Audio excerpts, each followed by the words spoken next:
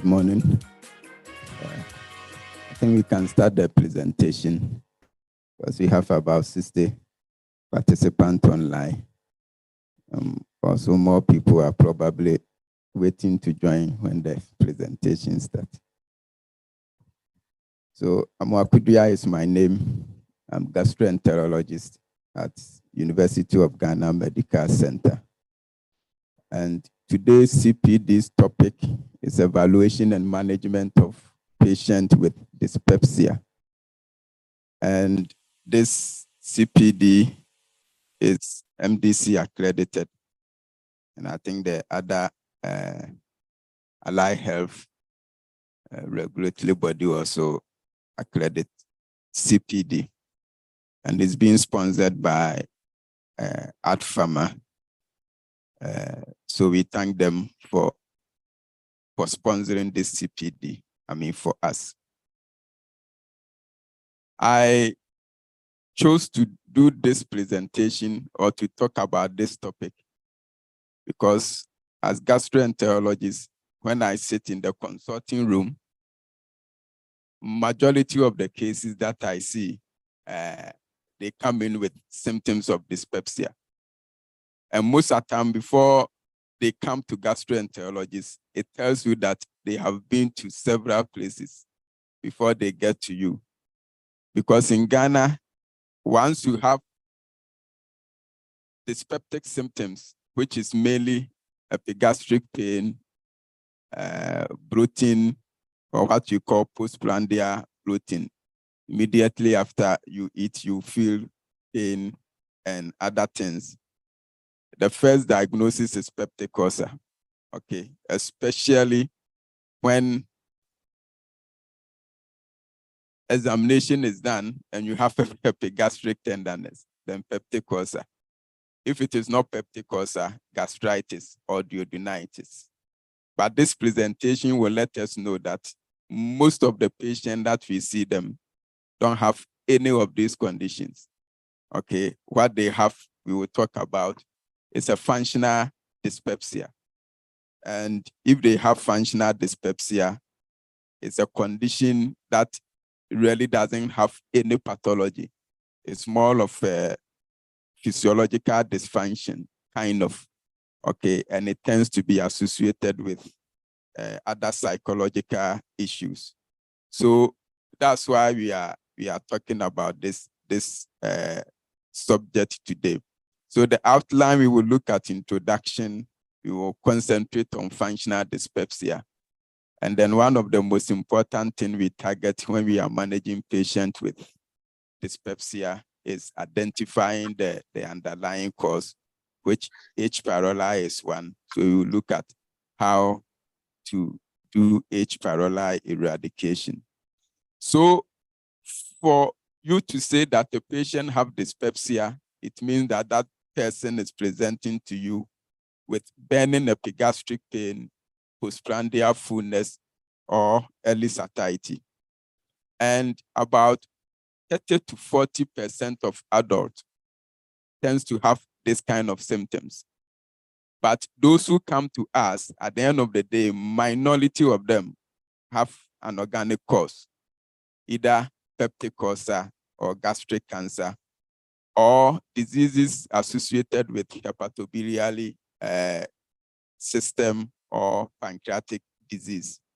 Majority of them have what you call functional dyspepsia. And those who have functional dyspepsia tend to spend a significant resources through both direct and indirect costs. It's associated with significant morbidity, poor health-related quality of life, and greater psychosocial distress. And if you see a patient and you have not really done endoscopy, when the person comes with dyspeptic symptoms and you haven't done endoscopy, the diagnosis is uninvestigated dyspepsia. Okay, don't label patient as having peptic ulcer or having gastritis or duodenitis that you have not done an endoscopy for, because it's only endoscopy that can tell you whether a patient have any of these conditions. And we have labeled patients and they go around telling their, oh, I'm a peptic ulcer patient. But know that peptic ulcer is not a chronic condition. Peptic ulcer is curable. So when a patient comes to you and tell you, oh, I'm a peptic ulcer patient, ask the patient, have you done endoscopy? And when you did the endoscopy, what were you told? You understand? So majority of these patients don't have any peptic ulcer.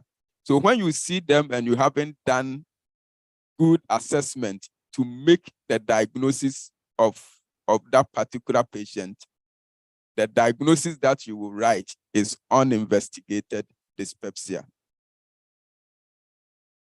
And if you look at patients that present with dyspepsia, as I said, only minority will have organic condition. And when we talk about organic pathology, we are talking about H. pylori infection, peptic ulcer disease, cancer related to upper GI tract, hepatobiliary disease, and then the pancreatic disease. Okay, so it's only minority of people with dyspepsia that tends to have this organic pathology. Majority, if you look at this slide, have what you call functional dyspepsia. Okay, and functional dyspepsia, we have epigastric pain syndrome and then postprandial bloating syndrome. Those with postprandial bloating syndrome are the patient that they will come and tell you that when they eat small, then their tummy becomes bloated, okay? Or they feel like there is gas, inside their tummy. And then the epigastric pain syndrome is those that come in presenting with burning epigastric pain. But systematic studies that have been done, a meta-analysis, tells us that those who present with dyspepsia, as I said, it's only few of them that have organic pathology. Okay. So this systematic review and meta-analysis tells us that those who present with dyspepsia, okay, only about I think the first study that was done that used blood definition of dyspepsia. That means that they included patients who present with heartburns. Okay, that is suggestive of reflux disease. So now reflux disease is not part of a dyspeptic symptoms. That one is gastroesophageal reflux disease. So if a patient presents with heartburns, that patient doesn't have dyspepsia. That one is a reflux disease. So those who significantly had lesions, if you look at the Rome definition, that's what we use to define patients who have dyspepsia. It's only about 18% of them that have one organic condition or the other. About 82% of them, okay, did not have any significant endoscopic findings. Okay, and we see gastritis or duodenitis as not a significant endoscopic findings, because at the end of the day, when you see gastritis or duodenitis, it doesn't change the treatment that you will give, okay, if the endoscopy had not been done. Okay, so patients who have dyspepsia, as I said, only few of them tends to have significant endoscopic findings, either peptic ulcer, esophageal cancer, esophagitis, or gastric cancer. And these are studies that have been published in this country. I think the first column was a study from Kofoludua Endoscopy Unit. Okay, and this study, we identify only 25.59% of all patients that presented at the unit having significant endoscopic findings. And then the other one was done at St. Dominic's Hospital, also identify 24.4% of them, of all patients presenting to endoscopy unit, to do upper GI endoscopy that tend to have significant endoscopic findings. And those findings were peptic ulcer disease and then esophageal or gastric cancer. So in assessing any patient with subacute or chronic illness, the first thing you need to do is you need to take a history and examining the patient. Okay. In taking a history from patient with dyspepsia, you should direct your questioning in finding out what we call alarm symptoms. Okay. And then also ask questions related to diseases associated with the hepatobiliary system or the pancreatic system. And when we talk about alarm features, if you have any patient presenting with dyspepsia who is 50 years and above, have a family history of upper GI malignancy, especially in a first-degree relative, a patient with unintended weight loss, upper GI bleed or iron deficiency anemia, dysphagia or dinophagia, persistent vomiting, or the person have done any imaging suggestive of an organic disease, this patient needs to undergo endoscopy, okay, because this patient may have a significant endoscopic findings, more especially gastric cancer or esophageal cancer, that if you treat without any endoscopy, you may miss these lesions, okay? So anybody with dyspepsia, irrespective of the age, or if the person is 50 years and above, and present with any of these clinical features, that is an indication for endoscopy.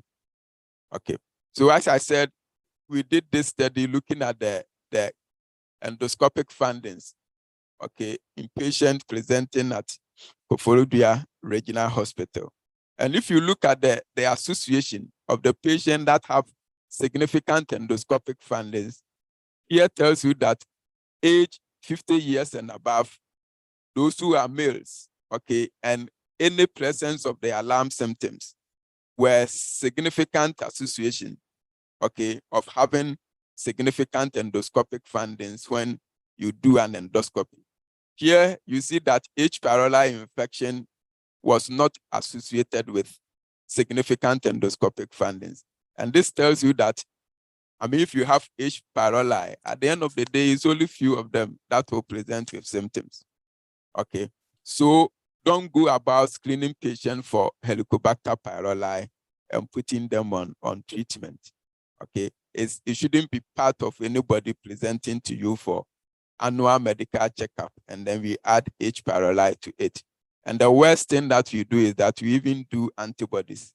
Okay, that we know that antibodies doesn't mean that the person have the infection present. Okay, and in Ghana, because most of us have been exposed to H. pylori, I mean, studies that were done earlier, I mean, in this country, about 70 to 80% of patients presenting with dyspepsia at endoscopy unit tend to have Helicobacter pylori. Okay, so most of us have been exposed to this bacteria and probably have been eradicated because of the numerous antibiotics that all of us have been taking. Yeah. Okay, so we don't use antibodies in an endemic, in a place where H. pylori is endemic, determine whether the organism is there or not. And so we don't base on this test to treat patients, okay, or put patients on eradication therapy. And we know that certain medications also cause these dyspeptic symptoms. Okay, so in taking a history, you should also find out the drugs that these patients are taking, whether prescribed or over-the-counter medication, or if they are taking herbal medication. We need to find out all these drugs that the patient are taking, because some of them may be associated with the symptoms that they are experiencing. Okay, so try to, especially for the non-steroidal anti-inflammatory drugs, try to ask them specific ones. Are you taking FPAC? Are you taking Jebidor? Are you taking APC? Are you taking Brufen, diclofenac, and all those things? Because these pain medications contain NSAIDs. So if any patient presenting to you with dyspeptic symptoms is on this medication, then it may give you a clue as the possible cause of the symptoms. So NSAIDs, COX-2 inhibitors, okay, erythromycin, tetracycline, all these drugs, iron, sometimes people take iron and they have dyspeptic symptoms. All these drugs can be a cause of dyspepsia in the patient presenting to you. So when you see a patient with dyspepsia, yes, take a good history, examine the patient. Okay, most of the times what I have realized is that we mix early signs of pancreatic CA or hepatic CA or gallbladder CA because you don't examine well. Okay. All of us, sometimes what we do is that we have epigastric pain. The person is sitting down, then we press the top here. Once the person do ulcer or gastritis or duodenitis, then we write the medications. Okay. But sometimes when you let the patient lie down and the tummy is relaxed and you examine them, you may find a mass. Okay. Or you may find something that will be suggestive of other organic condition rather than the diagnosis that we tend to make. And as I said, if anybody presents to you with dyspepsia without endoscopy, don't label the patient as having peptic ulcer, gastritis, or duodenitis. Your diagnosis should be uninvestigated dyspepsia. Okay. So that when the person presents to somebody else, depending on the clinical situation, the person will decide to do one or two investigations to find out the underlying cause of the symptom the patient is presenting. Because sometimes what you do is that, oh, Dr. Semeye, ulcer patient. Then when the person keep on coming with the pains, exacerbation, peptic ulcer exacerbation, exacerbation of gastritis, exacerbation of duodenitis. Meanwhile, this patient may have a serious condition that have not been investigated well and diagnosis not been made. So we should be particular about this. But it's also not everybody with dyspepsia that you do an endoscopy for. Okay. So if the patient comes with dyspeptic symptoms without any alarm features, and the person is less than 50 years, even now US, they do 60 years. The person is less than 50 years. I would say in Ghana, we still do 50 years. The first thing you need to do is to check for H. pylori antigen in this patient. Okay, so either you use a stool or you use a urea breath test. You don't need to prescribe endoscopy for somebody or a patient because you want to find out whether the person have H. pylori or not. Okay, that one is an invasive procedure. So use non-invasive procedure to find out if the person have H. pylori infection.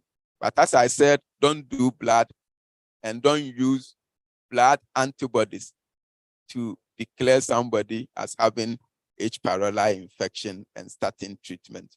So if the test is positive, then you need to put the patient on eradication therapy for H. pylori. And we will talk about the eradication therapy. Okay, if it is negative, what you can do is that you can do a trial of PPI. Okay, if the PPI, you do it for 4 to 6 weeks. Most of the time you do 1 week, you do 10 days, you do 14 days, and we think it's okay. If the person have, let's say, an inflammation going on, the 2 weeks will not be able to heal the inflammation. So the patient will keep on coming to you. So you do about 4 to 6 weeks, okay, and see if the patient will have a relief of the symptoms. If the person don't have a relief and keep on having the symptoms, then you do an endoscopy to find out if there is any other thing there. Based on the endoscopy, then you manage the condition that you have identified.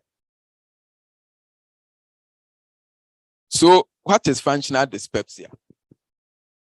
As I said, we have two main types: postprandial distress syndrome or epigastric pain syndrome. The postprandial pain syndrome tends to be related to meals. So the person eats more and then he's full.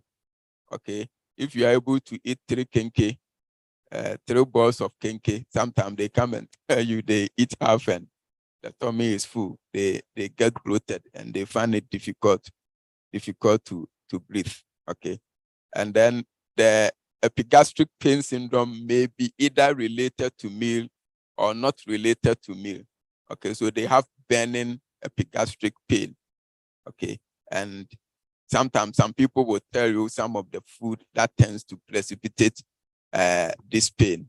Okay, but you can have the two types being present in one particular patient. Okay, so the person will have epigastric pain at the same time having this bloating sensation. If these symptoms are there, it has been present at least once or 3 times a week for more than 3 months. Okay, and these symptoms have been present for 6 months, and it is causing a significant distress or is associated with significant symptoms, then it tells you that this patient have functional dyspepsia. Okay, so all patients that comes to you and tell you that they have been having this pain for over several years, they have been taking medication, but the symptoms are still there. It's not peptic ulcer, because I always tell them, if it is peptic ulcer, PPI will heal peptic ulcer. If it is peptic ulcer, when you eradicate the source of the peptic ulcer, the peptic ulcer will heal. Okay, so most of these patients that come to you, and I always tell them, if it is peptic ulcer, the doctor will not refer you to gastroenterologist. Okay, and as I said, most of the patients that come to me have this functional dyspepsia. Okay, I think the GI system have most of the functional conditions, because any GI organic condition will have its functional equivalent. Okay, if you have inflammatory bowel disease, irritable bowel disease is there. Peptic ulcer, you have functional dyspepsia. Okay, if you have constipation, you have functional constipation. Okay, and you can also have constipation associated with irritable bowel syndrome. Some people come excessive belching, that seems not to stop. Most of the time, belching tends to be associated with no organic condition. Okay, and that they will be sitting in front of you and you can hear them belching. Okay, that one is functional belching. Okay, and you can have functional nausea, functional vomiting. Okay, without any associated but you can have these dyspeptic symptoms sometimes also associated with nausea, vomiting, and other systemic symptoms, more especially because of the psychological association with functional dyspepsia. Most of them will come and they have anxiety disorder-like symptoms, or they have mood disorders, all because of the functional dyspepsia. The prevalence is quite high. In this country, study that have been done shows that about 7.2% of adults tends to have functional dyspepsia. And with the functional GI disorder, okay, the pathophysiology is a bit complex, okay, because there is something that you call dysfunction of the gut-brain axis or brain-gut axis, okay. That seems to fuel all these functional GI disorders that we know. And functional dyspepsia is not an exception. So for patients with functional dyspepsia, they tend to have abnormal motility. Okay, they tend to have visceral hypersensitivity. When the tummy stretches more, then they begin to feel pain. Okay, the abnormal motility. Some of them will have a slow bowel movement. Some will have rapid bowel movement. Some will have what you call poor accommodation.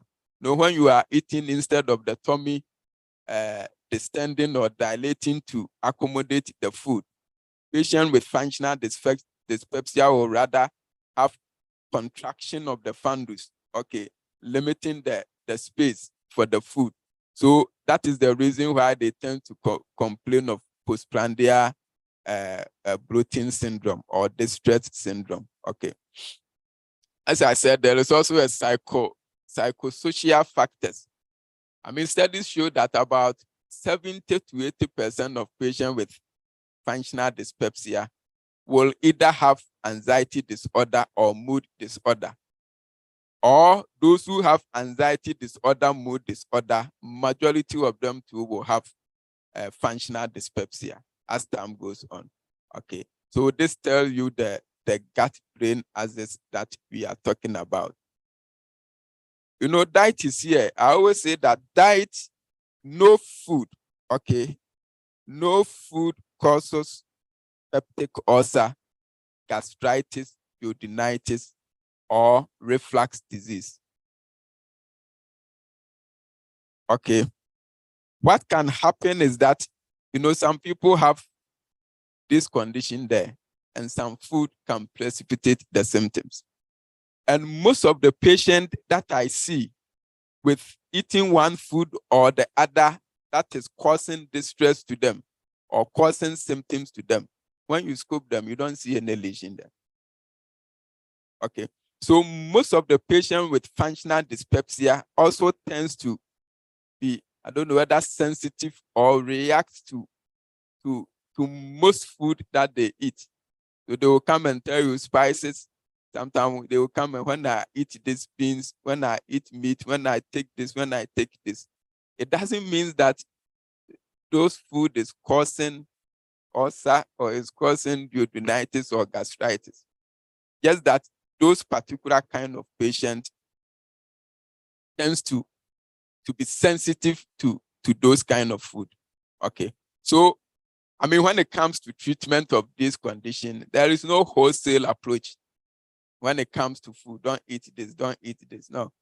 Let the person tell you the food that when he eats, it precipitates these symptoms. Then you can tell the patient what to add and not what to add to his or her food. So I've talked about poor accommodation. I've talked about hypersensitivity. I've talked about delay emptying, because they have slow bowel movement, in this patient. And sometimes those who have rapid bowel movement, they will come and tell the moment food enters their tummy, they have to visit washroom. And sometimes they can see undigested food in their stools, because the moment they eat, it stimulates the bowel to move fast. So everything in it have to come out, including undigested food. Nowadays, studies too is showing that those who tend to have this functional dyspepsia have more duodenal eosinophils. So that means that there is duodenal inflammation, and they see more of eosinophils. And it has also been found that some of them have immune activation, systemic immune activation, and this may lead to gastric dysmotility and all those things. These are emerging pathophysiology that is coming up. But you can have an overlap between the functional dyspepsia and reflux. So a patient may have reflux, heartburns at the same time, having dyspeptic symptoms, or they may have peptic ulcer at the same time, having functional dyspepsia. So even after you have cured or treated the peptic ulcer, they still seem to have the pains. They still seem to have the symptoms. After there is no more gastritis or duodenitis, no inflammation in the tummy, they still come and complain. So it's not like the duodenitis or gastritis is still persistent, or the ulcer is still persistent. most of these patients, when you scope again, you realize that if they are on PPI or you have eradicated the H. pylori, the tummy is fine, the duodenum is fine, but they still keep on complaining of these symptoms. Okay, so I talk about the gut-brain axis. Okay, so there seems to be a dysfunction of the nerves that connect the gut to the brain. Okay, so the nerves send stimuli to the brain, and the brain tends to misinterpret it. Okay, so it tells you the bowel should slow down, the bowel should move rapidly. Okay, then it tells you that it tells the tummy, okay, to contract even while the patient is eating. Okay, so as I said, studies that have been done shows that anxiety and depression are significant predictors of developing functional dyspepsia. Okay, at 1 year follow-up, and those who have functional dyspepsia too also tends to develop anxiety and depression. So this tells you the connection that functional dyspepsia have together with this dysfunction in the brain gut axis. So, in managing patients with functional dyspepsia, most of the time the drugs really doesn't work. What they need to know to understand what they are going through. Because most of them who comes in with the anxiety, the mood changes, the depression, is all because they don't really know what is happening to their system. Because they will do all sorts of investigations, CT scan, MRI, endoscopy, everything. They go and tell their doctor. The doctor will tell them, oh, everything is fine. Everything is normal. Meanwhile, the person is going through all the symptoms that he's explaining to you. So sometimes we tend to disregard what they are telling us, thinking that, they are troublesome patients and that kind of thing. But they don't understand. It's not like they are not feeling what they are telling you. They feel all those distressful symptoms. They have done expensive investigations. They are not seeing anything. Then what is the cause? They tend to associate with a whole lot of, in Ghana, juju, somebody is doing me. Okay, so once that one set in, sometimes they move from one pastor to another pastor. And the stories that we hear is that when they go to them, they tell them either your wife is doing you, your mother is doing you. Okay, all those who come to us and they have visited one church or the other have these things being told them. Okay, but they are feeling the symptoms. So the first thing is let them understand that this is what is going on. Okay, so how do you explain this brain gut axis disorder to patient? Okay, so let them know that the gut sends frequent messages to the brain about its condition, whether it's full from meals, need to move the bowel or other things. But you see, brain sometimes usually dampen these signals to minimize discomfort. Okay, so it tunes gut functioning based on the external and then the internal stimuli. Okay, so what happens is that this normal brain-gut communication can go wrong. And especially those who have what I call emotional, if they are going through one emotional stressful condition or the other. Okay. Either they have lost a loved one, they have issues with their family, the relationship issues, financial issues, work issues, school issues. This tends to precipitate functional dyspepsia. Okay, so if you are going through stressful condition, okay, infection, stress, inadequate sleep, it can make this normal communication between the brain and the gut go wrong. Okay, so the brain may perceive gut sensation more strongly than it's supposed to be. Okay, so either there is hypersensitivity, there is contraction, there is increased bowel movement, and all those things. Okay, and the brain may send inappropriate signal to the gut that disturb the normal functioning of the intestines. So you need to let the patient understand this. Okay, and for me, most of the patients that I see them, and you take your time and explain this to them. Be in their shoes. Tell them what they are feeling. They are feeling it. Don't say that there is nothing wrong with you. No. Let them know that what they are feeling it. But it's not because of an organic disease. Okay? It's not because sometimes when they come to you, they think they have cancer. They think they have a condition that we have not been able to diagnose. So at the end of the day, it's going to cause cancer. It's going to cause complication. They are going to die from that condition. Okay. So they come with a whole lot of psychological issues. You need to let them understand what is going on. It affects their quality of life greatly. Okay, patient with functional dyspepsia. So they should know the truth.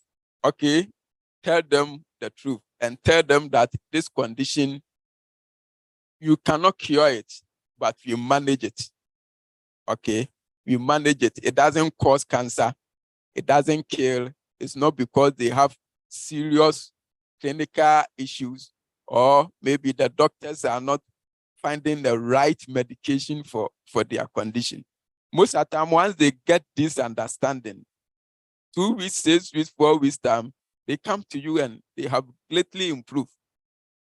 Okay, so the main thing is let them understand what is going on. So education and reassurance is very important when it comes to functional dyspepsia. Dietary recommendation, as I said, there is no wholesale approach. Okay, but sometimes what helps is that they should eat more frequent and smaller meals. You know, fatty food tends to reduce gastric motility. Okay, so if the person have a bloating syndrome, I mean, when they eat less fatty food or dairy product, it helps. Alcohol and coffee sometimes stimulate some of these symptoms. Okay, so they should stay away, especially from alcohol. Smoking cessation, and also to avoid insects. Okay, so as I said, there is no wholesale approach, because sometimes some of them come and they have stopped eating all the food that tends to be available to them. They have lost significant weight, and for them, that is their major issues. But don't eat this, don't eat this, don't eat this, don't eat this, don't eat this. That one is too much. Okay, so let them tell you what precipitated, and you help them to eliminate those food from the food that they eat. So the next thing you need to do is get H. pylori, test for it, and eradicate it. Okay, and it helps to improve symptoms of patients with both epigastric pain syndrome or postprandial distress syndrome. Okay, but know that when you eradicate H. pylori, in about 13, 14 patients with functional dyspepsia, it's only one patient that will benefit. Okay, so eradication of H. pylori is not a panacea to a patient getting relief from functional dyspepsia. Okay, so sometimes don't let us lay much emphasis on eradication of H. pylori. If H. pylori is present in a patient, let them know that yes, you will eradicate it, but it's not everybody with successful eradication that will have a relief from H. pylori. The other thing is acid suppression. Okay, studies show that it helps both in the improvement of the epigastric pain syndrome and then the postprandial distress syndrome. And the number needed to treat is 10. Okay, so when you put 10 patients, one of them will get great relief from their symptoms. You know, the age parallel, they tend to be on it for quite a long time. And I always tell physicians or clinicians, know their financial history, okay, before you prescribe. Nexium, palliate. I'm not saying these PPIs are not good, but when it comes to PPI, the effectiveness is the same across board. Whether you are using Nexium, omeprazole, pantoprazole, the effectiveness is the same. They just have some few individual, let's say, features that probably you may choose one over the other. But for me, you should go for an effective PPI that will be affordable for that particular patient. You should trust the brand. For me, that's what I always say. Trust the source of the PPI, okay? And once you trust the source and what the patient pocket can afford, write that one for the patient. As I said, they tend to be on it for a very long time, okay? Last time I went to pharmacy, Nexium, how much? This, how much? I will go for this. Yeah, I never buy the branded drugs. I always go for generic. Okay. So for me, I always choose that one for my patients. Okay. Depending on the financial circumstances of the patient. And sometimes if one PPI is not working, just change it. Okay, if the pharmacists are here, they will tell you that I use pantoprazole a lot. Because sometimes by the time they come to me, they have done Nexium, they have done palliate, they have done omeprazole. You can't go ahead and write that same medication for them. It's psychologically, Dr. Ikrami, okay. Pantoprazole, people really don't use it a lot. So you give it to patient and they can, oh, doctor, I don't know your mom, and I don't know. So I ask myself, is it the PPI or is it the understanding that this patient have gotten? Okay. But I tend to use pantoprazole a lot, in this facility because it tends to work for me. But it's not everybody you will give pantoprazole that will work. Some will come and tell you that, oh, I do well on Nexium, I do well on palliate, I do well on omeprazole. Okay. The next thing is the prokinetics. It works mainly for patients that have the postprandial distress syndrome. Those that accommodation, there is impaired accommodation. Those that have this motility issue with the bowel. Okay, the prokinetics tends to work for them. The one that that tends to be available in this country is the domperidone. Okay. But studies show that acute we haven't seen this drug before, but it's a good drug. Studies that show that it tends to improve emptying and helps with accommodation. But here, what I normally use is I use domperidone most of the time. Sometimes if they come and they have belching, excessive belching associated with their dyspeptic symptoms, I'll be thinking, do they also have small intestinal bacterial overgrowth that probably is producing more gas?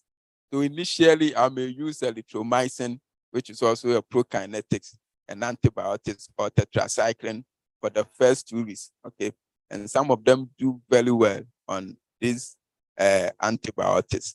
And if the symptoms improve, then I tend to continue with the domperidone. Okay. So studies that have been shown tells us that these drugs tend to improve quality of life, okay, and then it improves the overall outcome of patients, especially those that have postprandial distress syndrome, okay. And then we also have fundus relaxant, okay, buspirone. It tends to relax the poor accommodation. It takes care of the poor accommodation. And it has also been found to improve the patient symptoms. And then the neuromodulators, okay, the antipsychotics, the antidepressant, okay. If you use all these drugs and they still continue to have the symptoms, bring these drugs in, okay? Or if they come to you initially and they have this mood disorders, anxiety disorder, let this drug be part, okay, of your management. And I mean, in Ghana, we use more of amitriptyline, low dose amitriptyline. Let them understand that you are not giving it to them because you want them to sleep, okay? Or you are not giving it to them because you think they are mad. Because sometimes you write and they go and read the leaflet, they will come back to you with that, doctor, I'm not mad. You. Why did you prescribe this drug for me? Okay. Doctor, I'm able to sleep. Why did you prescribe this drug for me? Sometimes it work on this, the gut-brain dysfunction. Okay. And it helps to stabilize their mood, relieve the anxiety disorder, and they get well. Because those with anxiety disorder, sometimes they come to you and they think they are going to die. That is what is in their thoughts, because they have panic attack, they have palpitations. Sometimes when it wakes them up at night, they think that's the end of their life. Okay, so they go through a whole lot of things. When you let them understand, you use these neuromodulators, it tends to work. So number needed to treat when you are treating them with the tricyclic antidepressant is about 6. Okay, this tells you that sometimes it's even more effective than the PPI and then the prokinetics that we are talking about. Metazepine, buspelon, these drugs are also there. They are neuromodulators and it tends to help. Studies that have been done to show that these drugs work, okay, but more especially amitriptyline. You start at the low dose, you increase it to a tolerable dose, and it seems to have a significant relief of their symptoms, and it improves their quality of life. Psychotherapy and alternative medicine sometimes have to come in. Okay. Sometimes they come to you as, okay, let me refer you to see a clinical doctor. I'm not mad. I won't go. Okay. But some of them accept and they go. And when they come back to you, they tell you that they have gotten some significant relief. Okay. Some too would do all, say, dog, I blend this and I add this one to it. It helps. Okay. For me, once it's not poisonous, whatever they are doing and it's helping them, encourage them to do it. Okay. Some herbal medication have been found to be helpful to them, but no studies have really been done on these claims. Okay. Let me move on fast to H. pylori eradication. And I think in this country, we seem to have a major issue when it comes to this bacteria, okay, more especially when it comes to the elimination. Now, H. pylori causes a lot of things in the GI tract. Okay, gastritis, of course, duodenal ulcer, gastric ulcer, cancer, and then mucosa-associated lymphoid tissue lymphoma. Okay, but majority of the patients with H. pylori are asymptomatic. Okay, though in Ghana we have quite a high prevalence, but our prevalence of gastric cancer is low. So there is what you call African enigma. Okay, the reason why we have high prevalence, but we have low gastric cancer compared to the Asians that have quite a high number of gastric cancer, and then their H. pylori is high. So this tells you that it's not the presence of the H. pylori alone. There should be other things, both the genetic and then the environmental factors, adding it to it causing gastric cancer. So as I said, don't perform H. pylori test when there is no indication for you to do that. It's not a routine. Okay, it's not a routine test that you have to do. And the endoscopy too is not an indication purposely to make a diagnosis of H. pylori. Sometimes you see the diagnosis of H. pylori have been made. The person is a very young person. They have started the eradication therapy and they refer the patient to you to scope. And I ask myself, to scope for what? But because it's an open access, when they come into I scope for them. Okay. But I will not write an endoscopy for this kind of patient. And also know that when patients are on PPI, it affects the sensitivity of all the tests that we use to determine the presence of H. pylori. Okay. So if you really want a true test, then you make sure that the person is off PPI for about 2 weeks, okay, before you check for H. pylori. Also, when they are on recent antibiotics, okay, when they are on recent antibiotics, or when the patient is on antibiotics, it will come and give you a false negative result. So they should be off antibiotics for about 4 weeks, okay, before you will get a true result of the H. pylori. And all patients that have upper GI bleed, you also have a false negative results. So for us, once you have upper GI bleed, we check for H. pylori, whether it's positive or negative.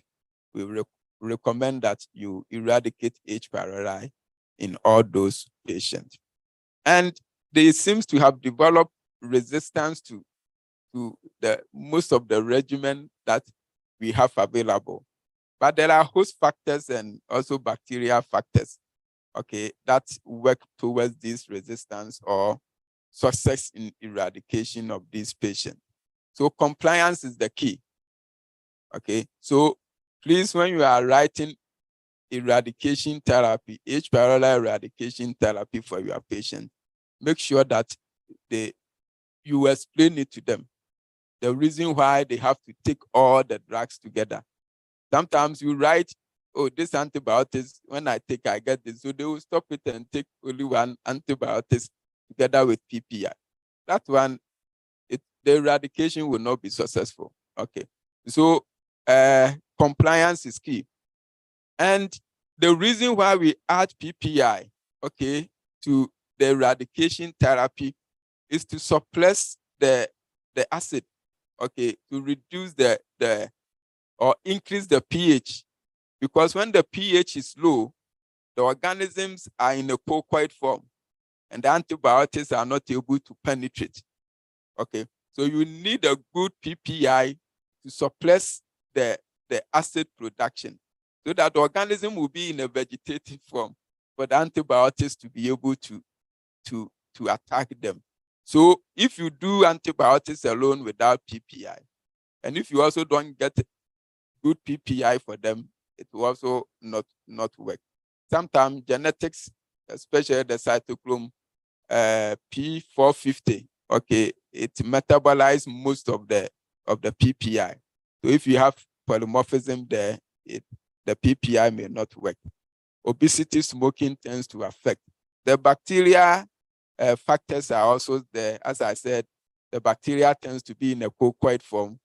Also depend on the load of the organism in the stomach. And then also some of their genetic factors will determine whether the patient will respond or not. I think I have to hurry up.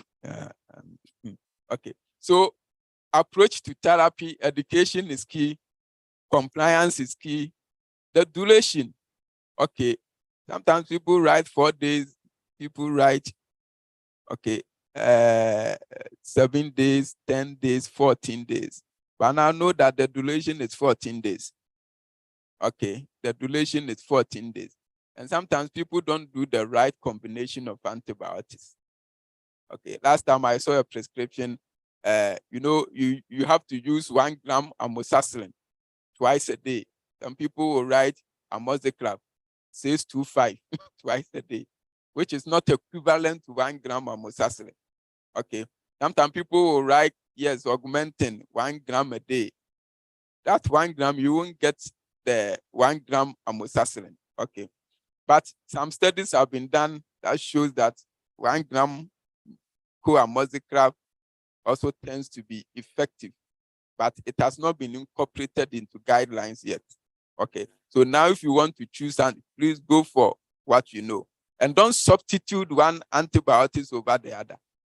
Okay, if it is amoxicillin, clarithromycin, don't say clarithromycin works, so erythromycin too can work. You understand? Don't say levofloxacin work. The patient cannot afford level, so let me write Cipro. If you do that, the eradication will not be successful. So go for the antibiotics that are there. The PPI dosing is also very important. In eradication therapy, we do twice a day, not once a day. Sometimes you see 40 milligram daily. That one will not work. So do 20, 20, or if you want to do 40, do 40, 40. Okay. It's reflux disease. That's most of the time we tend to use daily dosing. The other thing too is that don't repeat a failed regimen. Sometimes a patient have been on Clelitro combined eradication. He has failed the first one. Then the second one will repeat. Some have been on these antibiotics they have taken it for about 4 consecutive times. Okay, so once you have one failed regimen, you have used clarithromycin, amoxicillin, metronidazole, amoxicillin. It doesn't work. Please don't use that regimen again. Change it, okay, to a different regimen. Find out if they are allergic to any of these antibiotics so that you don't write it to them. So these are some of the combination therapies available. In Ghana, because we have abused metronidazole, I don't use metronidazole. It's not one of the antibiotics that I use.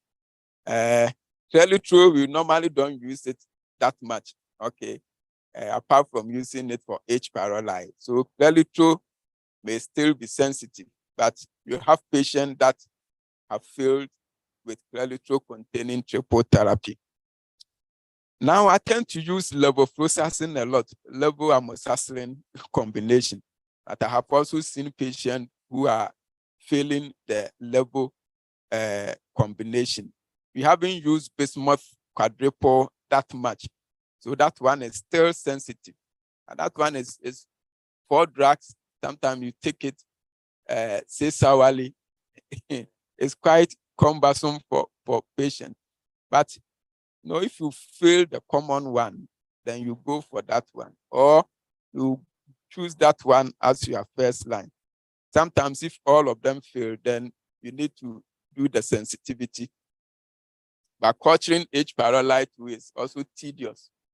It's tedious. So day-to-day clinical service, you don't check for H. pylori resistance. But if they have failed all the common drugs that tends to be available, then rifabutin tends to be good, but we also use it to treat TB. Okay, so I will not encourage it in this country. Sometimes you need to do 4 drugs. Okay, so you can combine Clelitro, metronidazole, amoxicillin, then PPI. Okay, the quadruple therapy is also there. But when you are done, please make sure that you have confirmed eradication because of this resistance issue. And you can use non-invasive means to confirm the eradication. So conclusion, definition of functional dyspepsia, we have looked at the epigastric pain syndrome, postprandial syndrome, overlap syndrome. It has a global impact, okay. So, but you need to investigate to exclude organic disease. And H. pylori is not equivalent to gastritis. And nowadays, people do test for H. pylori present and they tell the patient you have ulcer. So they come and I say, have you done it? No, doctor knew you so blood and they test you or something with ulcer. Ulcer more. More no be what blood or in minds too. H. pylori presence is not equivalent to ulcer. Okay. Sometimes when you put this diagnosis in the mind of this, it affects them greatly. Okay, they walk around thinking that they have this condition. The management tends to be collaborative. The dietetics, doctor, patient, well-being service. H. pylori eradication is cost-effective. PPI is good. Prokinetics, and then drugs that relax the tummy. Neuromodulators also tends to be effective. H. pylori is linked to several diseases. Indication for testing are there. We know the indication for testing. approach for testing is also available. We know them. We know the recommended therapies. Okay, if you don't know the dosage and then the frequency, please familiarize yourself with that. Okay, when it is failed, you can use salvage therapy, but make sure that you tell the patient to come back 1 week, 4 weeks after the last dose of antibiotics, so that you can test for confirmation of eradication. Culture can be done to look out for the sensitivity patterns of the H. pylori. I've rushed through, more especially when it comes to the H. pylori eradication. There is more that we need to learn, in this country, because we do a whole lot of things, a whole lot of combinations that seems not to be appropriate. I think we will have a drug presentation. So I will end here, take some few questions so that the sponsors will come and tell us what they have. Thank you.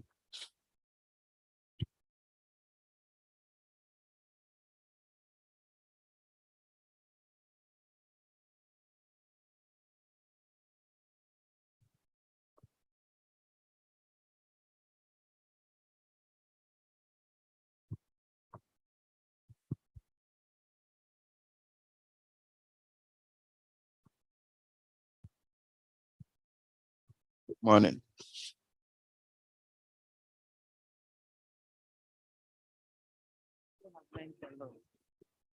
So I think I have about 2 questions.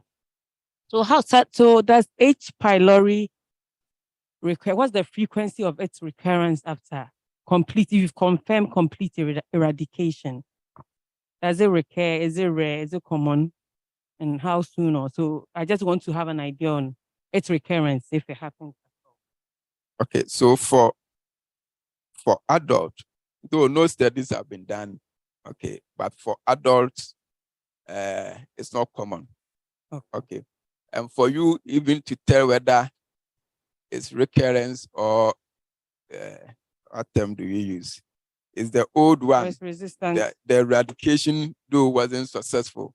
But you can have false positive, false negative test, okay? Or the person may be doing the test at the time he's on PPI or completed the antibiotics not long ago, or maybe on a different antibiotics.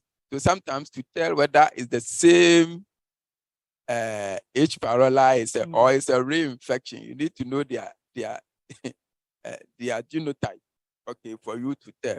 But its reoccurrence in adults is not that common. Okay. But in children, it may be because children can take anything from the floor and put it in their mouth.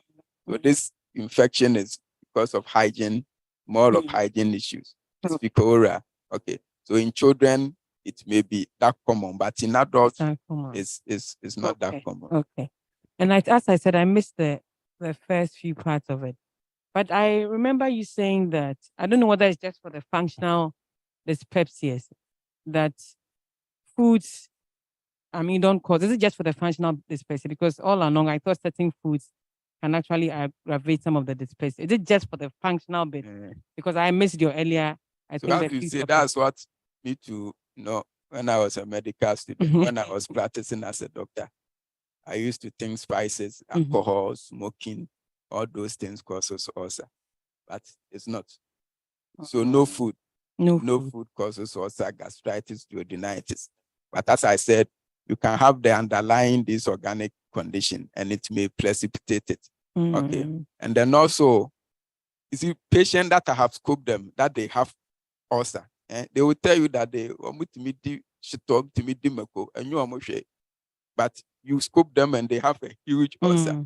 Those that you scope them without any lesion, they come in and complain that when I eat this, those with organic condition, they really don't complain with food issues. So it's more of the food itself possibly causing some abdominal dysfunction and then precipitating or causing the pain.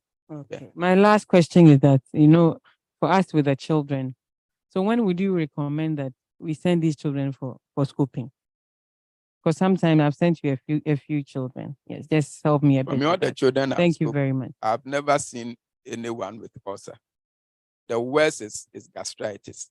Most of the time, the fundal gastritis. Okay. So for children, sometimes you do some of these procedures. I call it therapeutic investigation.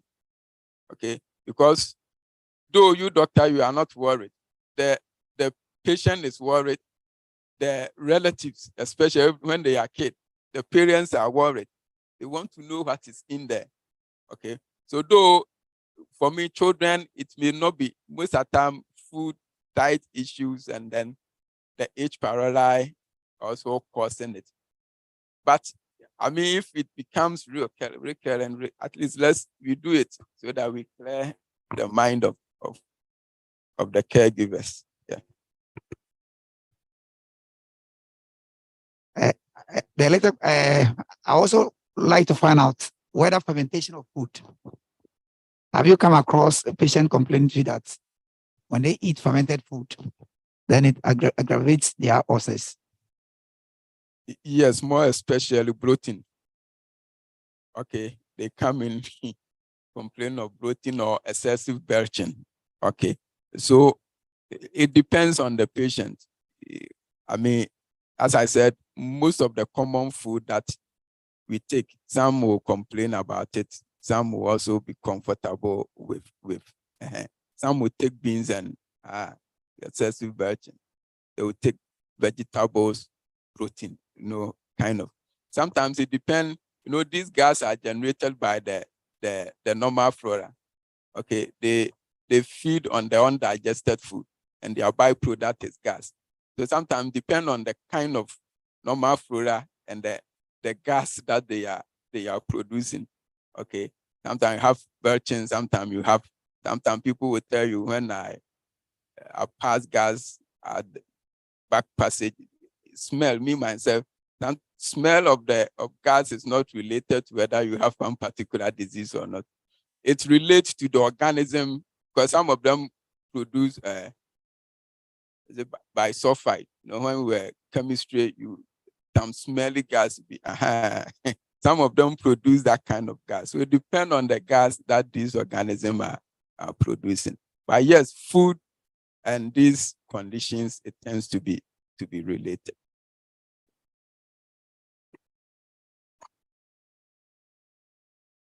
Thank you. I wanted a clarification. Did you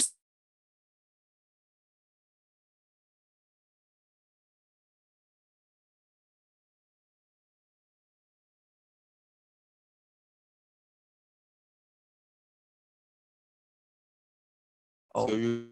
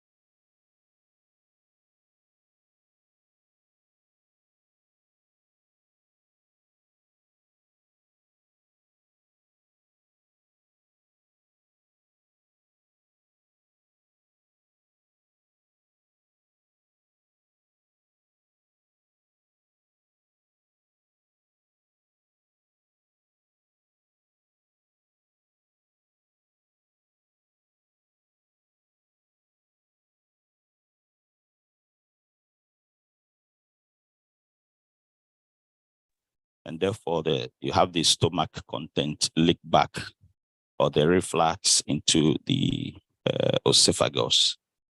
But of course, I mean, I always say that science is progressive. Like somebody say, the revelation is progressive. In 1999, a group of gastroenterologists met in Genval to look at this disease condition called GERD. And they came out with certain key statement. And one of the statements, which is statement number 1, which was accepted with some reservation, has to do with the definition. Therefore, what they said was the term gastroesophageal reflux disease should be used to include all individuals who are exposed to the risks of physical complication from gastroesophageal reflux or experience clinically significant impairment of health-related well-being quality of life due to reflux-related symptoms after adequate reassurance of the benign nature of their symptoms. But of course, years later, another group of experts in 2006 also met in Montreal to throw a bit more light on the definition of disease. And what they said was that GERD is a condition which develops when the reflux of stomach content causes troublesome symptoms and or complication. So clearly 2 things come in mind, not just the symptom, but the nature of the symptoms. If I've ever had GERD before, you understand what I'm really talking about, you know. But of course, they divided it into 2, the esophageal syndrome and then the extraesophageal syndrome. And this is for me quite exciting because I remember very well when I used to rep for AstraZeneca and I became the brand's manager for Sub-Saharan Africa. I had the opportunity to work with a lot of gastroenterologists, GPs. And most of the issues I find around GERD, it's more related to the GPs. And it's amazing. Some will tell you that we don't see it. But if you ask them, do you use antacids? They said yes. Do you use PPI? They say yes. Do you use H2 receptor blockers? They say yes. They ask them, what do they use it for? They will use it to manage acid. But after a while, they realize that what they are dealing with, they are either dealing with dyspepsia or they are dealing with GERD, or the 2 coexisting with other medication. So when it comes to the symptomatic syndrome, you're looking at a typical reflux syndrome, reflux chest pain syndrome. Then you have syndromes with esophageal injury, which includes reflux esophagitis, reflux strictus, Barrett esophagitis, and then adenocarcinoma. However, if you look at the extraesophageal syndrome, we have established associations, and then we have proposed associations. And therefore, now we are seeing a lot of, most of the ENT specialists, and then some of the dental guys using a lot of PPI because they are seeing most of these patients coming into their clinic and their problem, it's more or less acid related. Having said that, there are 2 types or 2 categories of the disease. If you take 10 of your patients, 100 of you have 60 of them who will present with endoscopy negative reflux disease. And I'm sure Dr. Makudwa will tell you that most of the patients they send for them to be scoped, when there's majority of them, 60, 70%, you find nothing. Yet the patient have all these complaints. It's only 40% or 4 out of 10 that tends to have this problem. Out of the 40%, only 5 may have some sort of complication. Now let's go back to the Genval statement. If you look at statement number 3 and statement number 4, what they proposed was that the dominant mechanism of symptom production in reflux disease is by contact of the esophageal mucosa with the acid and then pepsin. So clearly, apart from the less, creating problem, the main dominant problem here is the acid and then pepsin. You know what the acid does, what the pepsin also does. However, in the majority of patients or people with reflux disease, there is abnormally prolonged exposure of the distal esophagus to acid and then pepsin in this individual. Now, this is something we see in our clinics all the time. Anytime they appear, majority of them will complain with heartburn, some regurgitation, some carry their cousins' nausea, others come with their nurses, abdominal pain, bloating, belching, and then epigastric pain. Now, for me, my worry is this. If you look at the symptoms related to GERD, I think we should be much more worried about the negative impact of the patient quality of life. Now, if you talk to the patient, it will affect their sports or their exercise. It affects their social activities, their hobbies. And then sex, which is very important to any marriage couple, is one of the things that this weird thing is found to have a serious impact. Eating, their working life, their sleeping life. So clearly, if you look at all these things, studies have shown that the disease clearly significantly impacts on the patient's quality of life. Like hypertension, like diabetes, GERD is also classified. We have grade A, grade B, grade C, grade D, based on what we call the Los Angeles classification. And this will excite Dr. Ria most. But what are some of the complications? One is we can see quite often is the reflux or erosive esophagitis. Two is probably we can see is reflux stricture. The three is the Barrett esophagitis. Four is esophageal carcinoma. I don't know how common this esophageal carcinoma is and how common is the Barrett esophagitis. So far, I've met one guy in South Africa who appeared to have this condition because of poor management. Now, talk about the involvement of the acid and then the pepsin. Studies have shown that normally if you put a patient on PPI and then you manage to elevate the pH above 4, you tend to reduce pepsin activity. And remember, pepsin is proteolytic. So if you are able to achieve that pH above 4 and you hold it for a longer period in this individual, it translates significantly into healing. So what are the treatment goals when it comes to GERD? Like we always know, provide complete relief from heartburn and other symptoms because you need to improve the patient quality of life. Number 2 is to drive healing underlying the esophagitis. The third is to maintain symptomatic and endoscopic remission. 4 is to treat or to prevent complication.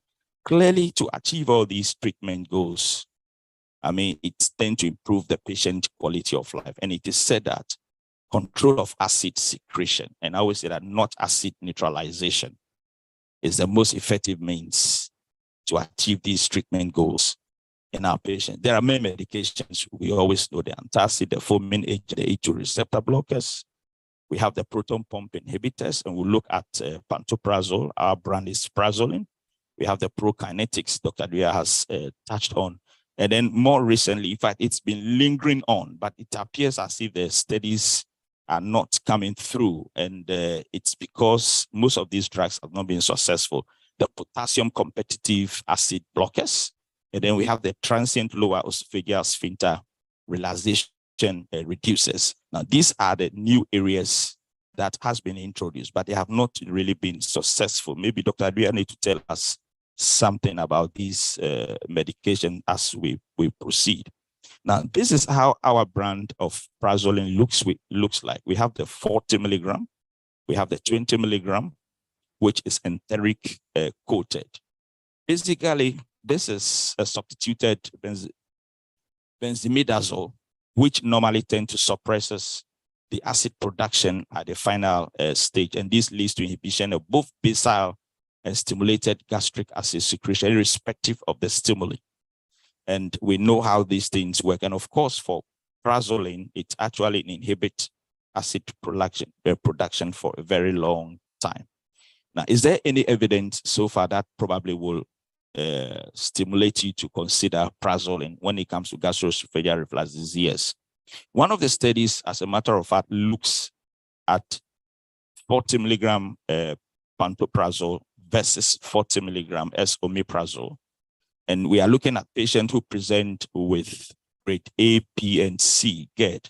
They exclude the D. And what they observed was that if you look at those two groups of patients, symptom resolution, it's similar. However, there was something they observed which they couldn't really explain so well, whether it's by chance or not.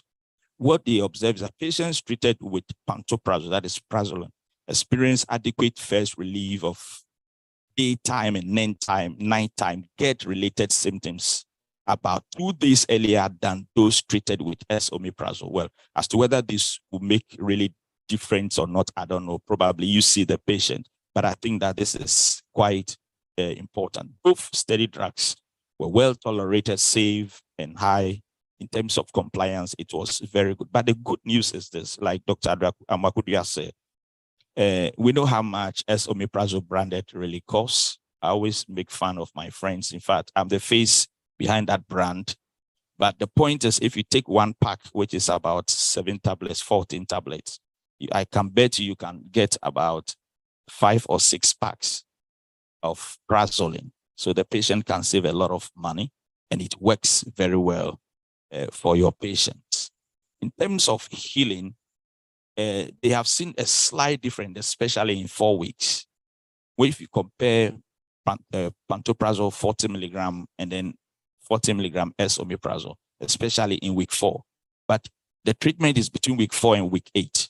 If you extend it, because you might not get everybody getting here, if you pull it to week 8, there is no difference between these two drugs. Again, clearly established the fact that prazoline is cost effective as compared to the innovator brand of omeprazole. Now, I don't know. This is something that I'm really, interested in. GERD, I always say that it's a chronic relapsing condition, very chronic. And therefore, if you treat initially and then you let the patient go, maybe you're 4 weeks or 6 weeks, what studies have shown is that more than 50% will relapse within 2 months. More than 80% will relapse within 6 months. So it means that apart from your initial phase, one should be thinking of maintenance. And therefore, that is how the PPIs has actually been structured. So when it comes to prazoline, what we are saying is that the initial treatment is 40 milligram daily for GERD, 4 to 8 weeks. Once the patient is happy, you are happy. You should be thinking about the maintenance strategy to prevent the relapse because of the chronicity of the disease. Is to think about 20 milligram daily for 6 months. But again, you also need to work hand in hand with your gastroenterologist because of some, published articles which has to do with long-term use of the PPIs in patients. Apart from the oral formulation, we have the IV readily available, and these are the conditions for which the IV is, being used in these areas. Now, this is something that will excite you, that when it comes to patients with peptic ulcer bleeds, the pH in the stomach is very important. In the sense that, remember that we said that if the pH is above 4, you inhibit pepsin activity. Meaning that if the pH is above 4, peptin is very active. And we know pepsin is proteolytic. So most of your clots, when the patient is bleeding, the pepsin will eat it up, so the patient will keep bleeding. So pH above 6 is very, very, very important in this individual. One of the studies that looks at prazoline IV in these individuals clearly shows that if you look at the 40 milligram and then the 80 milligram, that is the gold standard. It's similar to esomeprazole. But again, how do we do it? 80 milligram IV bolus followed by 8 milligram of the product per hour for 3 days. Then you can do 40 milligram 12 hourly for 4 to 7 days. At times, if the patient can swallow after 3 days, you can move the patient to 40 milligram oral for 28 days. And the studies have shown that if you do that for the patients, you tend to reduce the risk of rebleeding, which is very important. The patient recover very fast, so staying in the ICU or the hospital is curtailed. The patient can save a lot more money in this economy. The risk of blood transfusion is also significantly reduced. So there are 3 areas you can consider this product, especially the IV.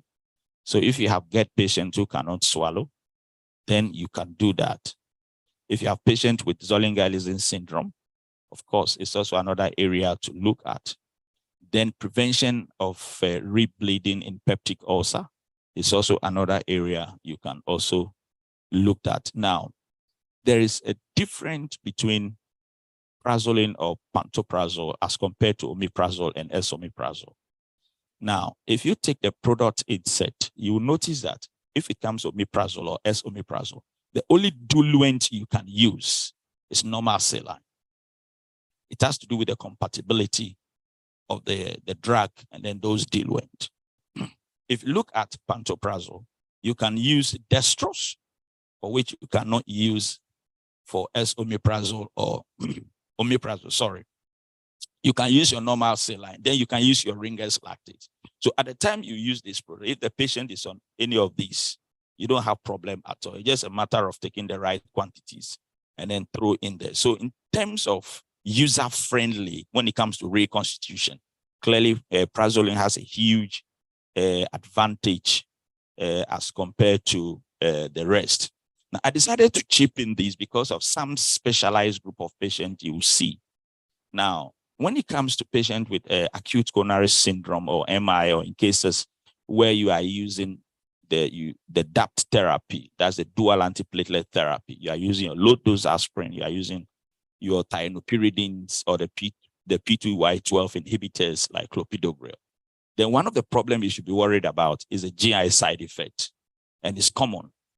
Now, clearly, you want to really put the patient on PPIs. But of course, all of them does not behave the same, because if you take something like clopidogrel, it's a prodrug, means that it needs to go through 2 phases. And the same enzyme that do justice to esomeprazole and omeprazole are the same enzyme that compete. So there are a number of studies that really have highlighted these. And therefore, if you look at FDA position as of 2010, what they said is that, look, if you want to use clopidogrel, or the patient is on clopidogrel or DAPT therapy and you have a problem, please don't use omeprazole. If you use it, the product is going to be ineffective. The patient will die on your hand. But it's not only FDA. What are the Europeans also saying? They are a bit more stringent because they realize that it's the same pathway. So what they did was that they said, look, if the patient is on clopidogrel and there is a need to use the thienopyridines, then you need to avoid both esomeprazole and then omeprazole in these individuals. And what most of the papers have clearly stated by experience is that pantoprazole is the drug of choice, because normally it doesn't affect those drugs, much. Special populations still, we have pediatrics. Safety and effectiveness of this product in children has not yet been well established. So I will not go near it and I will not recommend it. What about geriatrics? Geriatrics, you don't need to alter the dose at all. You don't have problem at all. I mean, the same dose you give to your healthy individuals, regardless, you give the same dose to them. Those with hepatic insufficiency, you don't have much problem in those individuals. Just reduce the dose and make sure that you don't exceed 20 milligrams. What about renal insufficiency? Regardless, it doesn't need dose adjustment like other the PPI. So clearly, there is a place for these medication. So let me go back again and repeat the dose. So for your gastroesophageal reflux disease, 40 milligram of prazoline 4 to 8 weeks, which is the active phase, or you can put it that way. And then because of the chronicity of the disease, if you want to prevent relapse, then you go in for the 20 milligram, which I think that's the best standard anyway, or practice is to go in for the 20 milligram daily for 6 months. Or you can do what you call on demand. On demand in the sense that you don't want the patient to take the 20 milligram on daily basis. So maybe Monday take one, Wednesday will take one, Friday take one, that kind of, or take as and when, and it works very well and it's quite cost effective for most of the patients. For GI bleeds, your start dose is always 80 milligram bolus. And then subsequently, if you have the infusion pump, fine. If you don't have the infusion pump, then you can do the 40 milligram in the morning and then in the evening for the next 3-4 days, and the patient is fine. I would like to end here. Thank you very much for your attention. If there is any query or there is addition or subtraction, I think that I will certainly make myself available to address those issues. Thank you very much.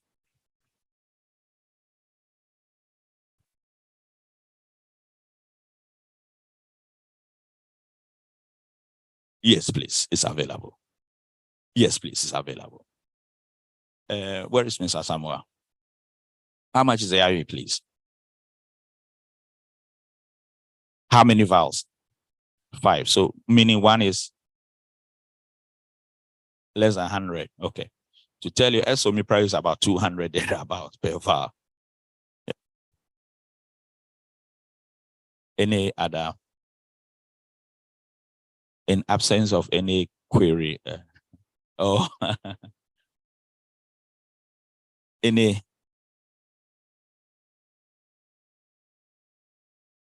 All right.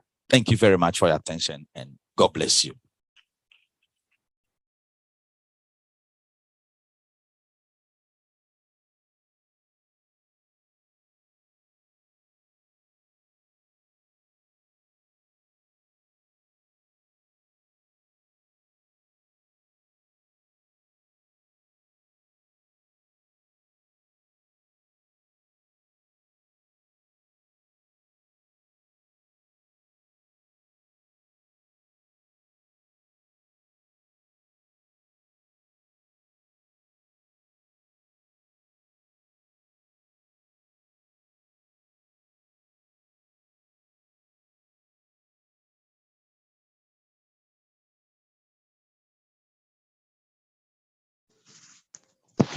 Hello, good morning.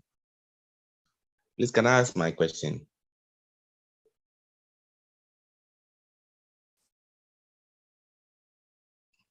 Hello.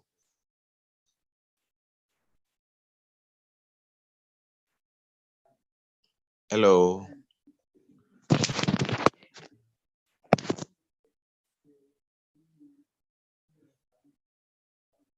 Hello.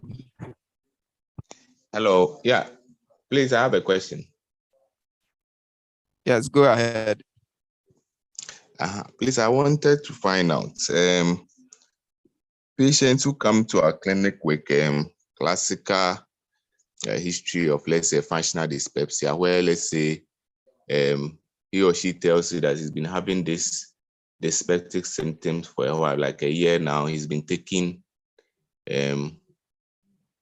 these PPIs and they are not working. He's been treated with a triple therapy and things, but still having those symptoms. Do you need to do, since we have to rule out, especially when they are young, let's say a 20, 30-year-old, do you still have to do the endoscopy or rule out any organic disease by doing a CT scan of the abdomen?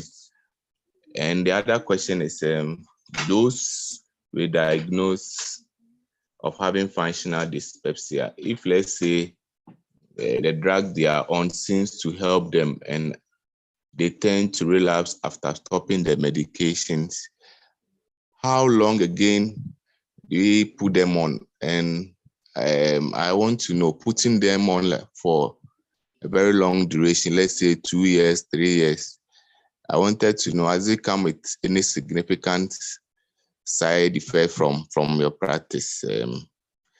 I want to know about that one. And let's say if most of these antidepressants, sometimes some patients complain of weight gain and the rest. So if they have such a challenge, how do we go about it? Thank you.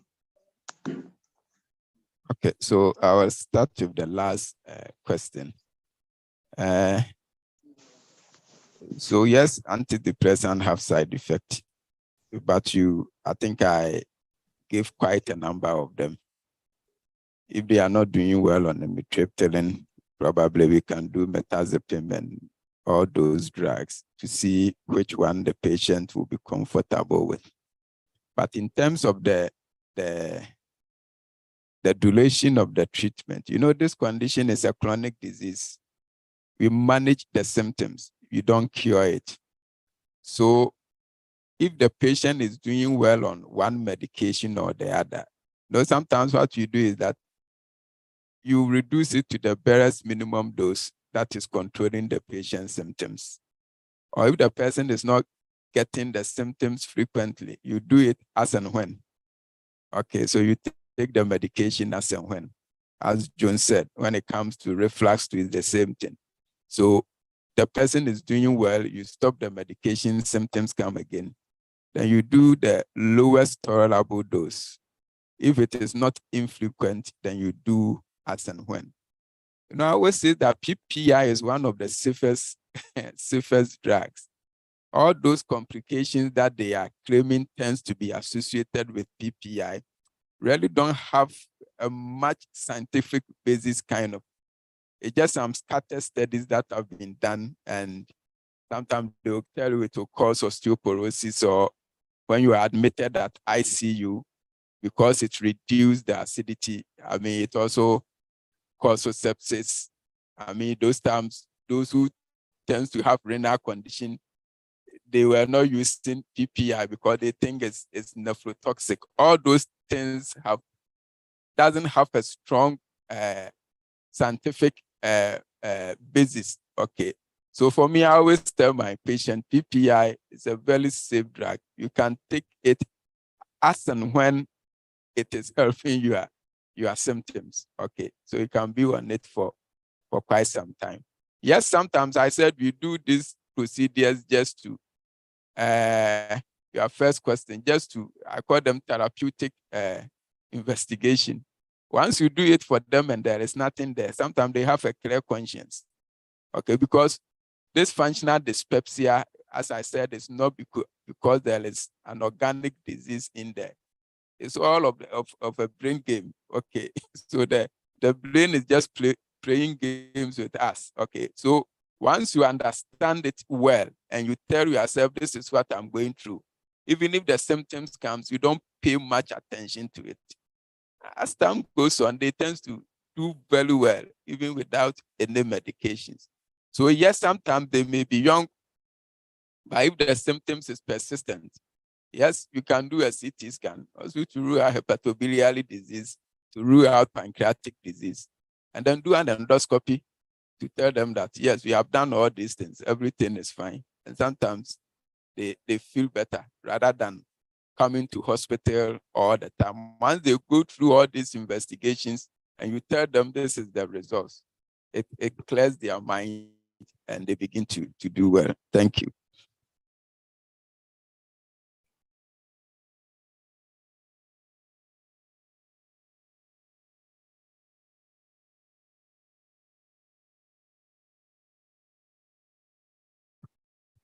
Yeah, I learned there's a question which has to do with severe peptic ulcer bleed.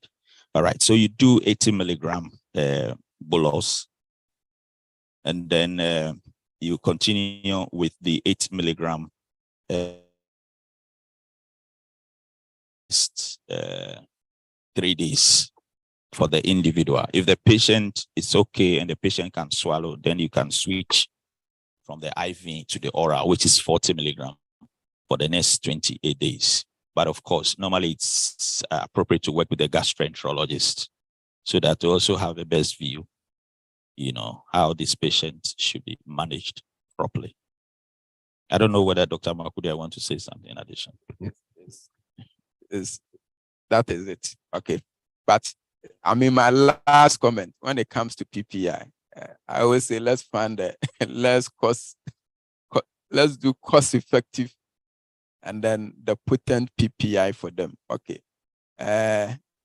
Some of them, we are burdening them with the high cost of some of the PPI. So go in for, especially the Nazium, the upper GI bleed, you would discharge the patient, you can pay. Okay, meanwhile, you can have a cost-effective one that will do the same thing as Nazium. So look at the patient history, especially the socioeconomic history or social history, and determine which one will be appropriate for. So you don't need to have just one PPI, and that's what you keep on using. When you do that, we will help ourselves as a facility and also help the patient at the same time. Okay. So I think we are done with the presentation. The other questions, we will answer them. We will answer them later.